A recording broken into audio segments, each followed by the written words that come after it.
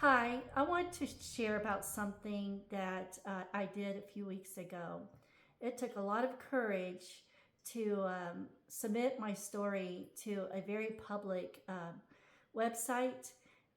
It's called I'm Adopted, and I've been following that page for a while because it's been kind of it's been interesting reading all the different stories of adoption and most of them are probably positive outcomes, but there are some sad stories too. But most of the adoptions that I've read about have involved um, both adopted parents, not necessarily step parent adoptions. So I thought, um, why not share my story, give a different perspective on that type of adoption, step parent adoption.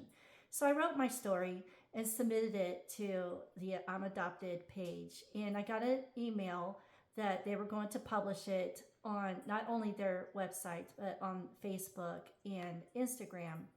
And for a moment, I panicked, thinking, oh my goodness, did I do the right thing? Because this is really public now. Um, but I'm glad that I did it because it was actually um, healing, kind of healing for me. And it took a lot of courage, and but I felt empowered after I read all the lovely comments that people left on the Facebook page. I never felt so much love until until then from strangers and compassion and empathy. There were a couple of comments that weren't very nice, but I didn't let those bother me. But I felt that it was important to share my perspective on step parent adoption um, because not all adoptions, especially step parent adoptions, are successful, or um, maybe that's not the right word, but they're not, they're less than ideal. So to back up, I've shared this before. My mother married her husband when I was only 4 months old, so they did not date very long at all.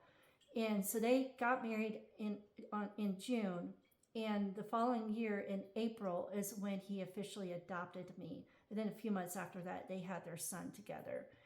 So and I did not know that he was not my biological father until I was about 9 years old when my mother broke the news to me because she knew that I would eventually find out. I would figure it out. And it was after that her husband started reminding me in various ways that I was not his child. That was not his. But I their son, I should also mention, when he found out that I'm only his half sister, of course, he had to chime in too and remind me that I was only his half sister. So there was a lot of pain involved.